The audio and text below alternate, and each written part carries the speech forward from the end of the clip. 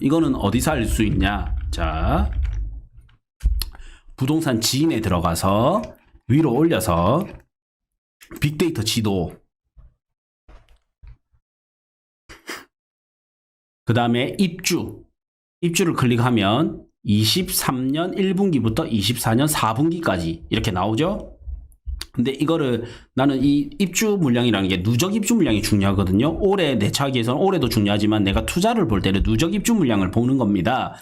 그래서 누적 입주 물량을 보면 23년부터 25년 정도까지, 그래서 2년 9개월 정도를 보는 거예요. 그래서 어디가 입주 물량이 많은지를 보는데, 근데 빨간색 뜨는 데는 좀 조심해야 된다라는 거고, 요거를 내가 이거를 적는 거예요, 이미. 그래서 몇 퍼센트 정도 많은지를 보는데, 저는 여기 수요 대비 입주 물량이 너무 많으면, 그러니까 적절하게 많으면 호재가 될 수 있는데 너무 많으면 악재거든요. 아무리 뭐가 붙어도 공급량이 너무 많아버리면 공급 앞에 장사 없다가 얼만큼이냐면 200%.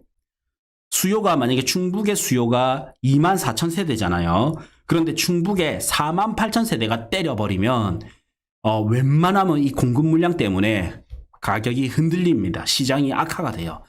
그래서 서울, 인천, 경기 이 수요를 다 합치면 1년간 수요를 합치면 얼마입니까? 23년 1분기부터 24년 4분기까지 했을 때 23년 1분기부터 23년 4분기까지 이렇게 하면, 자, 1년간 요 필요 수요를 더해 볼게요. 자, 항상 이런 거를 한 번씩 해보는 겁니다. 그래서 서울의 필요 수요가 48,121 더하기 경기도가 68,664 더하기 인천이 14,967 더하면 13만 호가 되죠. 그래서 제가 아까 곱하기 2를 하면, 곱하기 2 하면 26만 호가 되죠.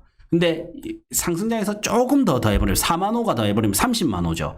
그래서 국토교통부는 저는 정말 이 부동산을 잘 안다고 생각하는 게, 국토교통부가 집값을 잡기 위해서 공급 물량을 딱 때리는 게 뭐냐면 30만 호잖아요. 수도권 30만 호. 이게 곱하기 2에서 조금 더한 거를 때려버리는 거예요.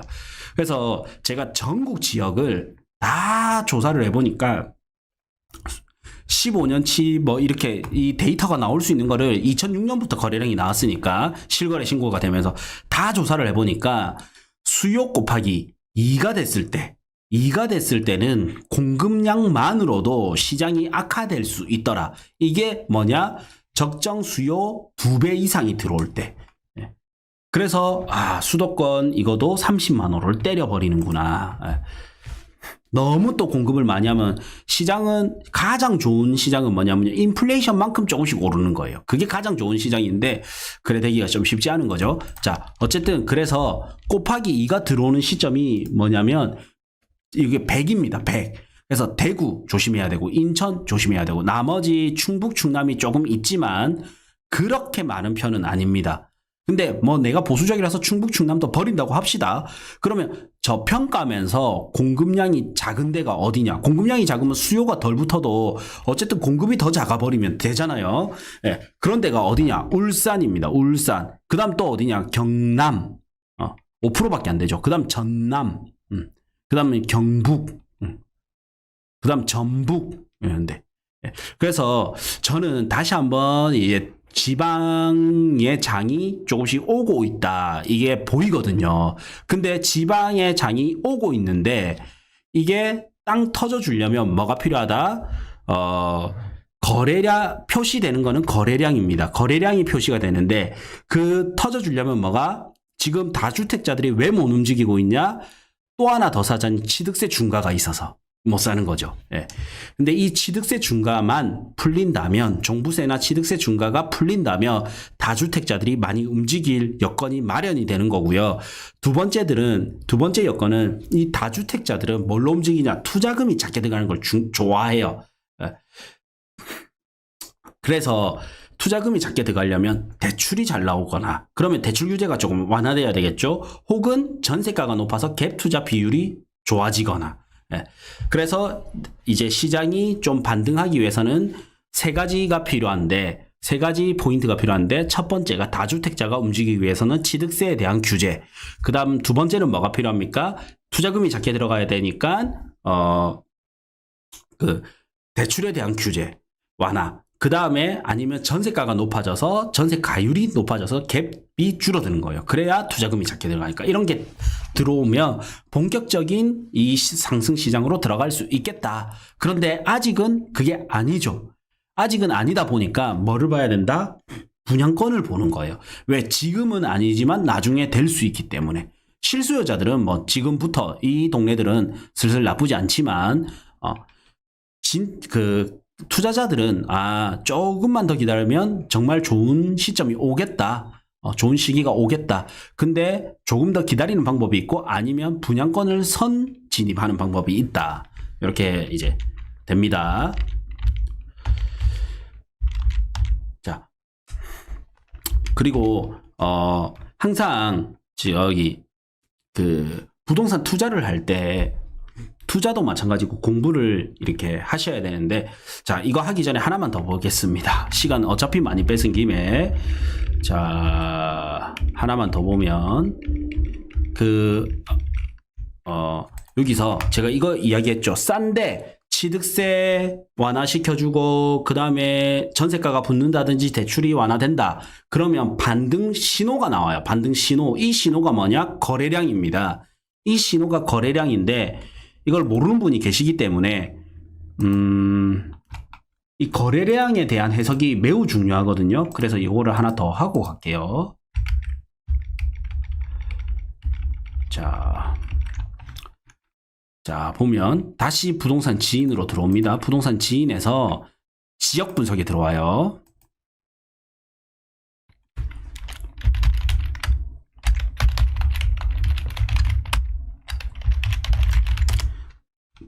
지역 분석에 들어왔죠?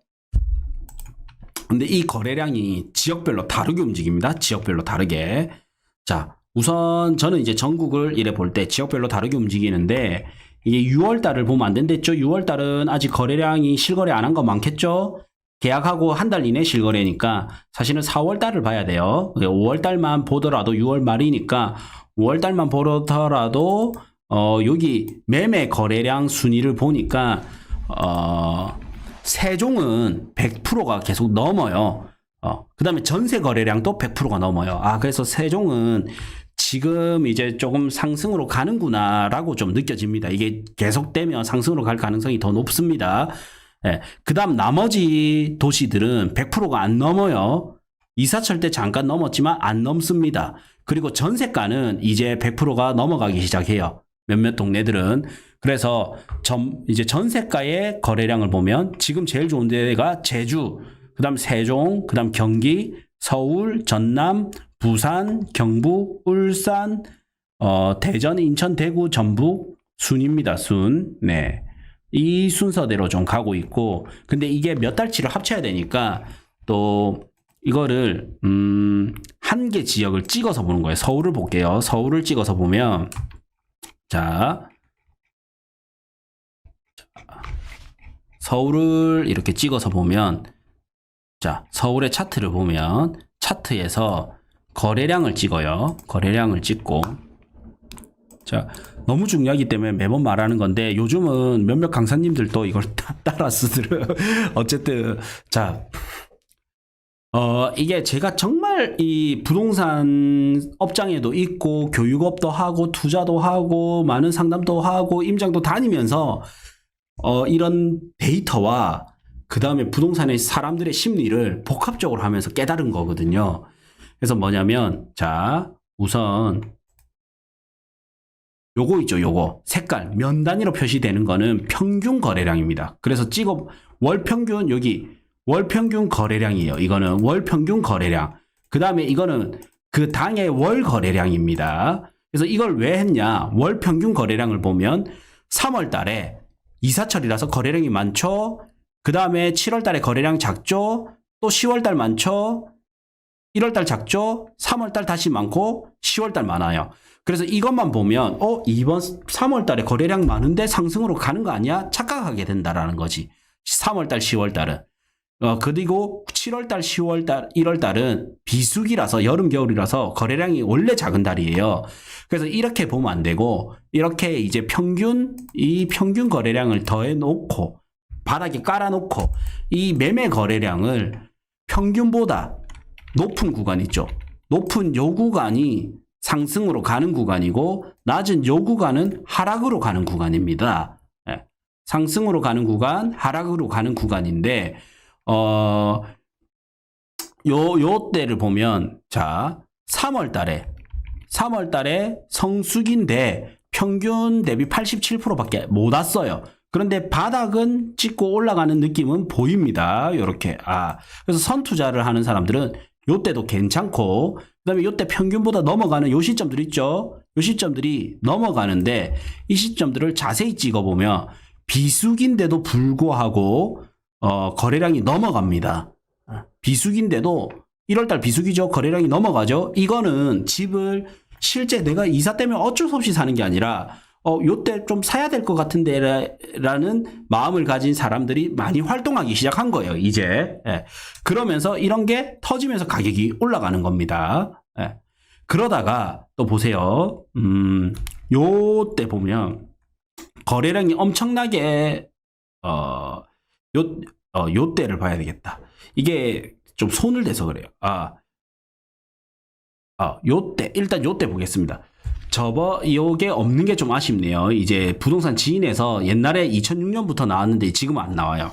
자, 거래량이 이제 점점 못 받쳐주는 요런 시기 있죠. 요런 시기. 서울이 상승장이 길어서 좀 그런데 요런 시기랑 요런 시기가 이제 거래량이 못 받쳐주잖아요. 이게 이제 하락으로 가는 전형적인 시장인데 요거를 좀 더 정확하게 하기 위해서는 뭐가 있냐면요. 보조지표에서 PIR을 찍어요. 이 PIR이 소득 대비 집값. 소득 대비 집값인데 지금은 코로나 때 너무 올라서 이 평균이 높아졌어요. 높아졌는데 자, 어떤 게 있냐면 자, 지금 이게 너무 높아져서 그런데 이것만 클릭을 하면 좀 바뀌거든요. 뭐냐면 자, 저평가 구간에서 요 라인들이 이제 저평가 구간인데 저평가 구간에 거래량이 늘었다. 저평가인데 거래량이 늘었다라는 거는 이제 내가 집을 투자를 하는 게 좋겠다라는 전문꾼들이 이제 점점 사기 시작하는 겁니다. 전문가들이 사기 시작하는 거예요.